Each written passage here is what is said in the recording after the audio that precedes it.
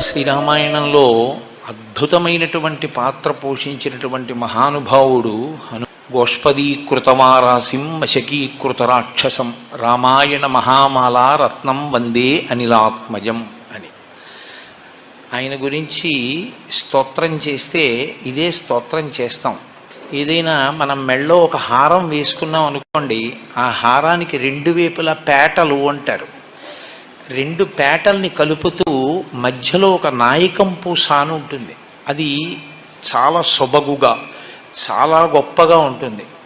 సీతమ్మ రాముడు అనబడేటటువంటి హారంలోని అటు ఇటు ఉన్న పేటల్ని కలిపేటటువంటి ఆ నాయకం పూస, ఆ మణి హనుమ. ఆయన శ్రీరామాయణానికి అంతటికీ కూడా గొప్ప తేజస్సుని, రామాయణానికి అంతటికీ కూడా అంతటి ప్రకాశాన్ని తీసుకొచ్చినటువంటి మహాపురుషుడు. అసలు స్వామి హనుమ పేరు చెప్తే చాలు, బుద్ధిర్యశో బలం ధైర్యం నిర్భయత్వం అరోగత అజాడ్యం వాక్పటుత్వంచ హనుమత్ స్మరణాత్ లభేత్. హనుమని స్మరించినంత మాత్రం చేత, హనుమకి నమస్కరించి హనుమని సేవించినంత మాత్రం చేత హనుమ యొక్క గొప్పతనం ఎక్కడుందంటే అజాడ్యం. ఆయనని సేవించినటువంటి వారికి జాడ్యము పోతుంది. జాడ్యము అంటే జడత్వము. జడత్వము అన్న మాటకు అర్థం ఏమిటంటే స్పందన శక్తిని కోల్పోవడం. శ్రీరామాయణంలో రామచంద్రమూర్తిగా శ్రీ మహావిష్ణువు వచ్చే ముందే బ్రహ్మదేవుడు అనేక మంది దేవతల్ని శాసించాడు. రావణ సంహారం అంటే అంత తేలికైన విషయం కాదు. నరవానరముల చేత సంహరింపబడడు కనుక, ఆయన నరవానరముల చేత సంహరింపబడనని వరం అడగలేదు కనుక మీ అందరూ కూడా వానరాంశలలో వెళ్ళండి అన్నాడు.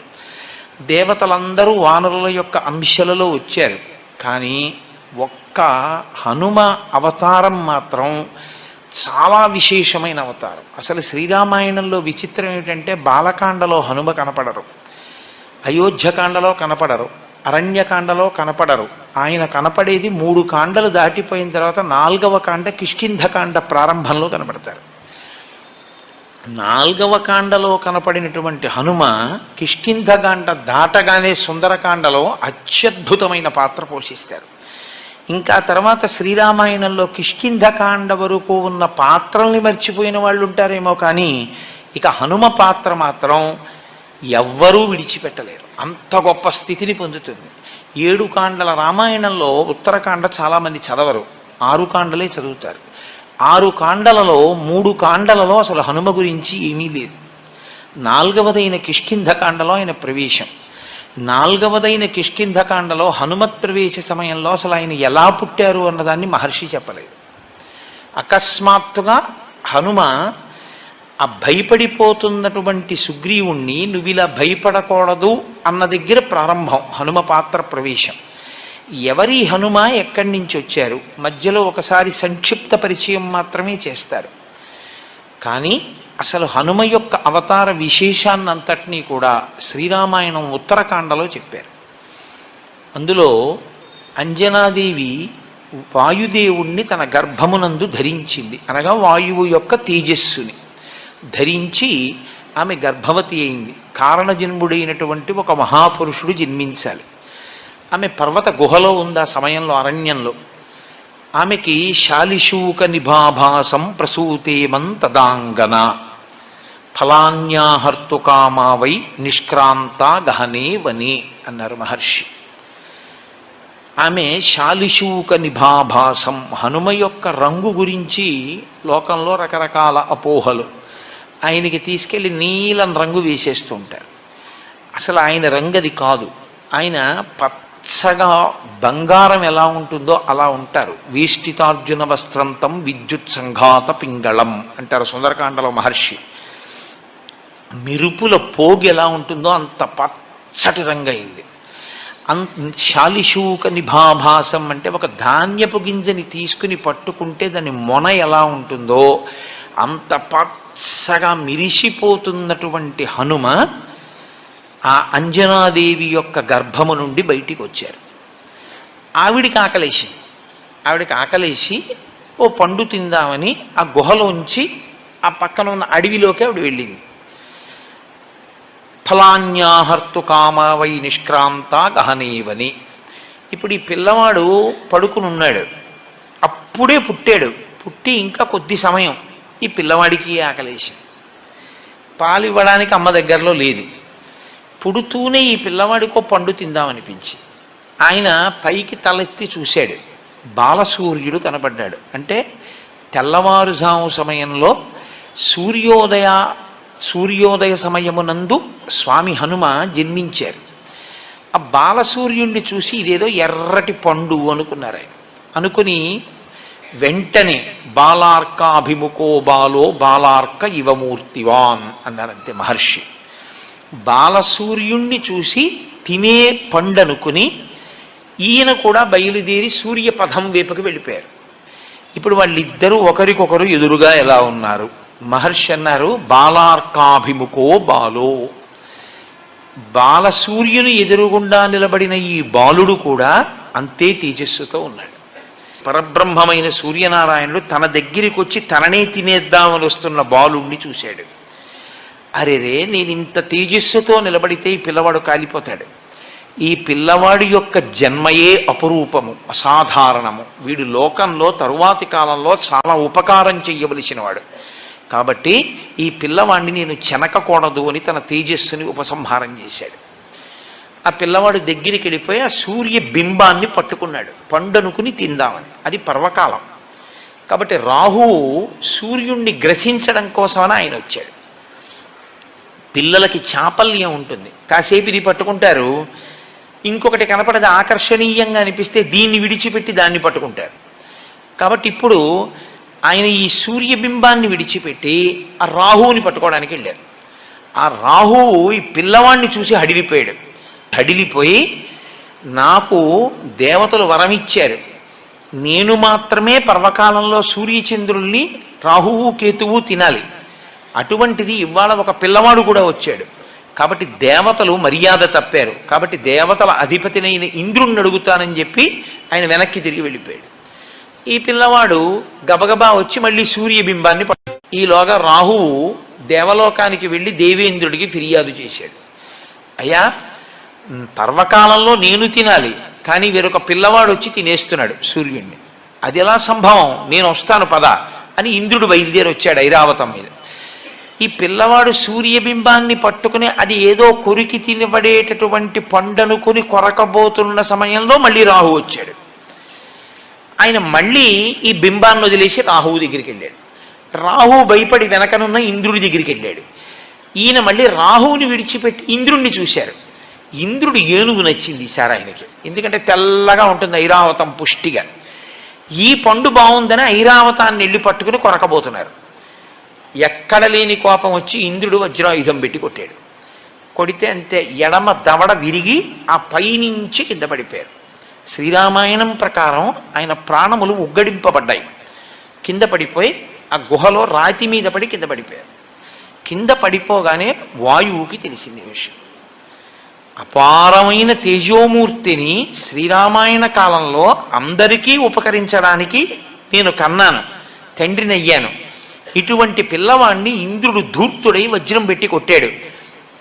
కాబట్టి నేను నా ప్రసారమును ఆపేస్తాను. అదో చిత్రం. కాబట్టి ఇప్పుడు వాయువు తన ప్రసారాన్ని ఆపగానే సృష్టిలో ఇప్పటి వరకు జరగని చమత్కారం జరిగింది. ఎవడో హవిస్సిస్తున్నవాడు అలాగే ఉండిపోయాడు, సంధ్యావందనం చేస్తూ అర్ఘ్యమిస్తున్నవాడు అలా ఉండిపోయాడు, నవ్వుతున్నవాడు నవ్వుతూ ఉండిపోయాడు, ఏడుస్తున్నవాడు ఏడుస్తూ ఉండిపోయాడు.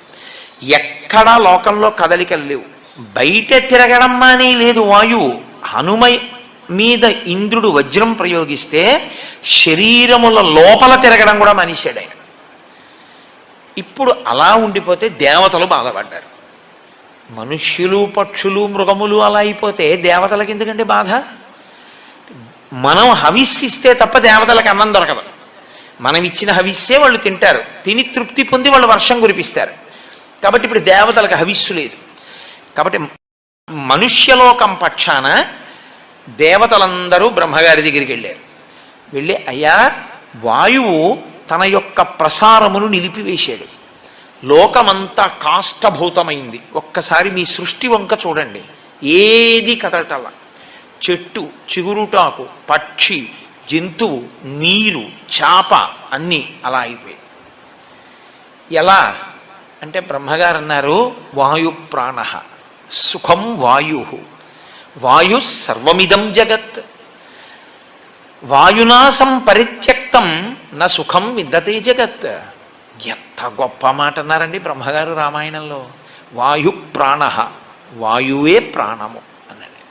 వాయువుని రమ్మని నేను పిలవాలి, కోపించి ఉన్నాడు. నేను రాను అని కూడా ఓ మాట అనేస్తే చాలా పెద్ద ప్రళయమే వస్తుంది, కాబట్టి నేనే వస్తానన్నారు బ్రహ్మగారు. తిన్నగా వెళ్ళి పిల్లవాడిని ఇలా ముట్టుకున్నారు. బ్రహ్మగారు ఇలా ముట్టుకోవడం ఏమిటి? అది సృష్టి శక్తి. బ్రహ్మగారంటే ఆయన ముట్టుకుంటే సృష్టి జరుగుతుంది. కాబట్టి ఆ పిల్లవాడిని ఇలా ముట్టుకోగానే ఆ పిల్లవాడు మళ్ళీ లేచాడు. లేవగానే ఇంద్రుడి వంక చూసి ఆయన అన్నారు, నేను ఇవాళ ఈ పిల్లవాడి వలన దేవతలకు లోకములకు పెద్ద ఉపకారం ఒకటి జరగవలసి ఉంది, అందుకుని మళ్ళీ బ్రతికించాను. మీ అందరూ కూడా ఈ పిల్లవానికి వరములు ఇవ్వండి అన్నాడు. అంటే ఇంద్రుడు అన్నాడు, ఈ పిల్లవాడిని పడగొట్టింది నేనే. నేను వేసిన వజ్రాయుధానికి ఇతని ఎడమ దవడ సొట్టపడింది కాబట్టి, సొట్టబడిన హనువులు కలిగిన వాడు కాబట్టి ఈ పిల్లవాణ్ణి నేను వజ్రాయుధంతో కొట్టానన్న దానికి గుర్తుగా హనుమా అని పిలవబడతాడు. 2, నేనిచ్చే వరం ఏమిటంటే ఈ పిల్లవాణ్ణి నా వజ్రాయుధము ఇక చెనకలేదు. సూర్యభగవానుడు అన్నాడు, నాలో ఉన్న తేజస్సులో 100వ వంతు ఈ పిల్లవాడికి ఇచ్చేస్తున్నాను. వీడికి శాస్త్రం చదువుకునే యోగ్యత కలిగిన నాడు సమస్త శాస్త్రములు నేను బోధ చేస్తాను. వరుణుడు అన్నాడు, ఈ పిల్లవాడికి అలసట, దగ్గుత్తిక ఇలాంటివి కలగవు. వరుణపాశముల చేత ఈ పిల్లవాడు ఎప్పుడూ మృత్యువుని పొందడు. యమధర్మరాజు గారు అన్నారు, నా శక్తి 2 రకములుగా ఉంటుంది, 1 రోగము, 2 మృత్యువు. ఈ 2 లోకంలో ప్రవేశపెడతాను నేను. నా అనుగ్రహం చేత ఈ పిల్లవాడికి రోగముండదు, ఈ పిల్లవాడికి మృత్యు ఉండదు, కాబట్టి ఇతను మృత్యువునకు అతీతుడై ఉంటాడు. చతుర్ముఖ బ్రహ్మగారు అన్నారు, ఈ పిల్లవాడు బ్రహ్మదండమునకు కూడా లొంగడు. ఎవరికొచ్చే ఈ శక్తులన్నీ? ఇంకా 1 గుక్కెడు పాలు, అమ్మ పాలు కూడా తాగని పిల్లవాడికి బహుశః పౌరాణిక వాంగ్మయంలో ఎవరికీ కలగనంత రీతిలో హనుమకొచ్చాయి ఇవన్నీ పుట్టిన గంటలో. ఇన్ని దేవతల శక్తులు ఆయనకు వచ్చేసాయి. ఇంతమంది మిగిలిన దేవతలు అందరూ వచ్చారు. అందరూ తమ తమ శక్తుల్ని ధారపోయడంలో చిత్రం ఏమిటంటే, అమ్మవారు ఆవిర్భవిస్తుంటుంది దేవీ భాగవతంలో, అప్పుడు తమ శక్తిలో కొంత ధారపోస్తారు. ఇక్కడ వాళ్ళు ఏం చేశారంటే, మా ఆయుధముల వలన ఈ పిల్లవాడు చెనకబడడు. కాబట్టి ఇప్పుడు హనుమని బంధించగలిగినది, కొట్టగలిగినది, చంపగలిగినది, అలసటకి గురి చెయ్యగలిగినది, కాల్చగలిగినది, తడపగలిగినది ఏది ఎవరికి శక్తి లేదు. అటువంటి ఒక మహాభూతము తయారైంది, ఆయనే హనుమ. 1 గంటలో ఇన్ని శక్తుల్ని పిల్లవాడికి ఇచ్చేశారు. ఆయన పసిపిల్లాడు. ఇన్ని శక్తుల్ని ఇచ్చారు కానీ బాల్య చాపల్యమును తీయలేదు. ఈయన అంజనాదేవితో కలిసి వెళ్ళి మున్యాశ్రమములకు వెళ్ళి ఆ చెట్లన్నీ విరగొట్టేసేవారు, ఆ పాకలన్నీ పీకేసేవారు, ఆ బట్టలన్నీ చింపేసేవారు. విపరీతమైన బలం. అది ఎలా వినియోగించుకోవాలో తెలియగలిగినటువంటి పరిణతిని పొందినటువంటి వయస్సు కాదు. చాపల్యము చేత ఈ బలమంతా కూడా అందరినీ ఇబ్బంది పెట్టేదిగా తయారయ్యింది. అప్పుడు ఋషులందరూ అన్నారు, ఈ పిల్లవాని బలము ఈ పిల్లవాడు మరిచిపోవుగాక. మరి ఎప్పుడు గుర్తొస్తుంది ఈ పిల్లాడికి అని అడిగారు. యదా తే స్మార్యతే కీర్తి తదా తే వర్ధతే బలం. ఈ పిల్లవాని యొక్క బలాన్ని మళ్ళీ జ్ఞాపకం చెయ్యడం కోసమని ఏ మహాపురుషుడు ఏ కాలమునందు స్తోత్రం చేస్తాడో ఆ కాలమునందు జ్ఞాపకానికి వస్తుంది. అంటే ఇప్పటికీ హనుమ మరిచిపోయి ఉన్నారా తన బలాన్ని? మరిచిపోయి ఉంటే 100 యోజనములు ఎలా దాటారండి? హనుమ ఎప్పుడూ బలవంతులే. ఆయన శాపం ఎప్పుడు తీరిపోయిందో తెలుసా అండి? కిష్కింధకాండ చివరిలో తీరిపోయాయి. కిష్కింధకాండ చిట్ట చివరిలోకి వెళ్ళినప్పుడు ఆ 100 యోజనముల సముద్రాన్ని దాటి వెళ్ళాలి. దొరికేసిందిగా, విషయం తెలిసిపోయింది. 100 యోజనములు దాటి వెళ్ళిపోతే అవతల ఉన్న కాంచన లంకలో శిశుపా వృక్షం కింద సీతమ్మ తల్లి ఉందని ఎలా తెలుసు? అంటే దూరదృష్టి కలిగినటువంటి వాడు సంపాతి ఎంత దూరమైనా చూసి చెప్పగలడు. ఇదిగో ఇక్కడి నుంచి నాకు చూస్తే 100 యోజనముల అవతల కాంచనలంకలో ఉన్నటువంటి శీశుపావృక్షం కింద కూర్చున్న సీతమ్మ తల్లి నాకు కనపడుతోంది, అక్కడుంది సీతమ్మ అని చెప్పాడు. కాబట్టి ఇప్పుడు 100 యోజనములు దాటి వెళ్ళాలి. ఎవరు వెడతారు? మైందుడున్నాడు, దివిదుడున్నాడు, జాంబవంతుడున్నాడు, అంగదుడున్నాడు, సుషేణుడున్నాడు, తారుడున్నాడు. వీళ్ళందరూ లేచి ఒకడు 30, ఒకడు 40, ఒకడు 50, ఒకడు 60, ఒకడు 70, ఒకడు 90. ఎవడు ఎంత చెప్పినా 100 వెళ్ళి 100 తిరిగి రాలేని వాడు సముద్రంలోనే పడిపోతాడు. ఒక్క అంగదుడు అన్నాడు, నేను 100 యోజనములు దాటి లంకాపట్టణ ప్రవేశము చేయగలను, కానీ తిరిగి నేను వెనక్కి రాగలనా అన్న విషయంలో నాకు స్థిరమైనటువంటి అభిప్రాయం లేదు, రాగలనో రాలేను అన్నాడు. జాంబవంతుడు అన్నాడు, నువ్వు ప్రభువి, నిన్ను పంపించడం ఏమిటి అని అప్పుడు స్తోత్రం చేశాడు హనుమని. హనుమా, నీ శక్తి నీకు తెలియదు, నువ్వు నీ శక్తిని పుంజుకో, నీ బలాన్ని నువ్వు మరిచిపోయావు, నీకింత శక్తి ఉంది, నువ్వు వాయుదేవుని కుమారుడవు అని స్తోత్రం చేశాడు. ఆయన్ని స్తోత్రం చేసి గుర్తు చెయ్యగానే శాప విమోచనం అయిపోయింది, ఆయనకి బలం వచ్చేసింది. హనుమ ఉత్తరక్షణ ప్రతిజ్ఞ చేశారు, నేను ఇక్కడ నుంచి బయలుదేరితే, నేను నిలబడినప్పుడు, నేను ఇక్కడి నుంచి ఎగిరినప్పుడు నా పాదముల యొక్క శక్తిని భూమి తట్టుకోలేక పాతాళములోకి కుంగిపోతుంది. కాబట్టి నేను మహేంద్రగిరి పర్వత శిఖరముల మీద నిలబడి అక్కడి నుంచి బయలుదేరుతాను. నా శక్తి ఏమిటో నాకు అర్థమైంది. 100 యోజనముల సముద్రమును నేను లంఘించి ఆవలకి వెళ్ళక్కర్లేదు, నేను ఇప్పుడు 100 యోజనములు గడచి వెడతానన్నారు ఆయన. అప్పుడే పోయింది ఆయనకి ఆ శాపం. హనుమ గురించి ఒక మాట చెప్తారు కిష్కింధకాండ చిట్ట చివరి శ్లోకంలో, సవేగవాన్ వేగ సమాహితాత్మా హరిప్రవీర పరవీరహంత మనస్సమాధాయ మహానుభావో జగామలంకాం మనసా మనస్వి. ఇది చివరి శ్లోకం కిష్కింధకాండకి. మహర్షి అన్నారు, శరీరంతో వెళ్ళాలి సముద్రం దాటి, మనసుతో వెళ్ళిపోయారు హనుమన్నారు. అది ఆయన మనోజవం, ఆయనకేం భయం లేదు. హనుమ అంటే హనుమే. అందుకే రామాయణంలో మీరు జాగ్రత్తగా పరిశీలిస్తే హనుమ ఎక్కడ ఉంటారో అక్కడ ప్రాణములు నిలబడతాయి. మీరు చూడండి, ఆయన మొట్టమొదట కిష్కింధకాండలో కనపడ్డప్పుడు సుగ్రీవుడు హడిలిపోయి పారిపోతున్నాడు. ఆపారు ఆయన. ఎందుకు అలా పారిపోతున్నావు అని అడిగారు. లఘుచిత్తతమాత్మానం నస్థాపయసి యోమతః అన్నారు ఆప్ చేసి. ఇంత తేలికైన మనస్సున్నవాడివి, ఇంత పిరికివాడివి, నువ్వు వానరాజ్యానికి రాజవుతావా నువ్వు? అహో శాఖా మృగత్వంతే అన్నారు. అది మంత్రి అంటే. ఎప్పుడు ఎలా మాట్లాడాలో అలా మాట్లాడారు. కొమ్మల మీద తిరిగే కోతి ఏమిట్రా ఈ పరుగో అని అడిగారు. ప్రభువు అని దయ చూపించలేదు. ఏమిటా పరిగెత్తడం ఏమిటి? ఎందుకు పరిగెడుతున్నావు ఋష్యమూకం మీద? వాలి రాడుగా ఇక్కడికే, దేనికి నీకు భయం? 2 నరులు వస్తున్నారు, చూడు ఎలా ఉన్నారు. రామలక్ష్మణులు వెళ్ళిపోతున్నారు అక్కడ పంపా తీరంలో. వాలి పంపి ఉంటాడు నన్ను చంపడానికి, వాళ్ళిద్దరిని చూస్తే భయం ఇట్లా, అందుకే పారిపోతున్నానన్నారు. చూస్తే పారిపోవడమే, వాళ్ళెవరో ఏమిటో నేను కనుక్కొస్తాను, అలా ఉండు. వెళ్ళి రామలక్ష్మణులతో సుగ్రీవుడికి మైత్రి చేయించారు. రామలక్ష్మణులకు సుగ్రీవుడికి మైత్రి జరిగింది కాబట్టి సుగ్రీవుడికి రాజ్యం వచ్చింది. సుగ్రీవుడి భార్య రుమ సుగ్రీవుడికి దక్కింది. అసలు యుద్ధకాండలో ఆయన చేసినటువంటిది ఒక అత్యద్భుతాన్ని చేశారు ఆయన. అది అనన్య సామాన్యం. ఎందుచేత అంటే ఒకరోజు యుద్ధకాండలో ఇంద్రజిత్ యుద్ధం చేశాడు.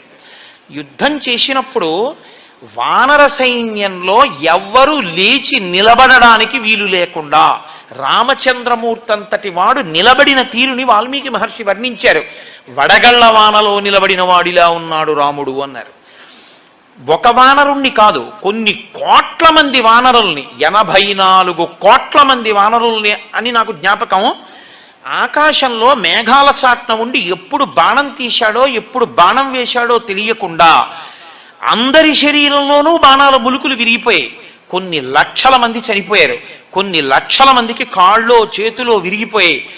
రామలక్ష్మణులు కూడా పడిపోయారు నేల మీద. ఆ పడిపోయిన రోజున బ్రహ్మాస్త్రానికి కట్టుబడడు కాబట్టి ఇంద్రజిత్ బ్రహ్మాస్త్రం వేసి వెళ్ళిపోతే హనుమ ఒక్కరే బ్రహ్మాస్త్రమునకు కట్టుబడరు కాబట్టి ఆయన లేచారు. గౌరవం ఇచ్చి బ్రహ్మాస్త్రానికి కాసేపు కట్టుబడి లేచారు. విభీషణుడికి తెలుసు కాబట్టి తట్టుకున్నాడు. ఇక మిగిలినటువంటి వీళ్ళిద్దరూ 2 కాగడాలు పట్టుకుని అసలు బతికున్నారా ముఖ్యమైన వీరులు చూద్దామని వెడుతున్నారు. పెద్దవాడు అని జాంబవంతుడి దగ్గరికి వెళ్ళారు. కనురెప్ప పైకెత్తడానికి లేదు జాంబవంతుడికి, అలా కొట్టేశాడు ఇంద్రజిత్. పడిపోయి ఉన్నాడు ఆయన పెద్దవాడు. కాగడాలు పట్టుకుని వెళ్ళి విభీషణుడు అన్నాడు, తాతా కుశలమా అని అడిగాడు. అంటే జాంబవంతుడు అన్నాడు, హనుమ కుశలమా అని అడిగాడు. అడిగితే విభీషణుడు అన్నాడు, తాత రామలక్ష్మణులు కుశలమా అని అడగవలసింది, నువ్వు అలా అడగలేదు.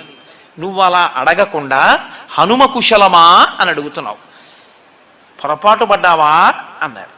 అంటే జాంబవంతుడు అన్నాడు, నేను పొరపాటు పడి అడగలేదు, పూర్తి స్వస్థతతో ఈ మాట చెప్తున్నాను నేను. ఎందుకో తెలుసా? ఆ హనుమ ప్రాణాలతో కాని ఉన్నారా, మనందరం ఉన్నట్లే.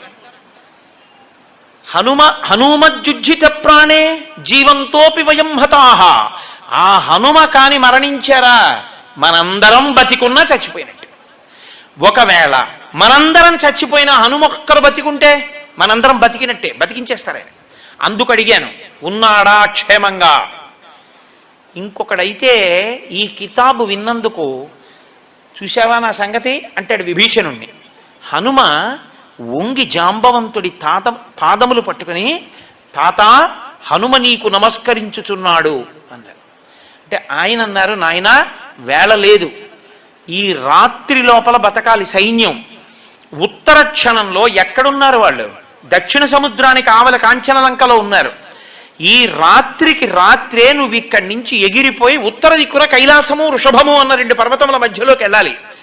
అక్కడ ఒక ఓషధీ పర్వతం ఉంది, అందులో 4 ఓషధులు ఉన్నాయి. నువ్వు వెంటనే వెళ్ళి ఆ 4 ఓషధులు పట్టుకొచ్చేయాలి 10 నిమిషాల్లో.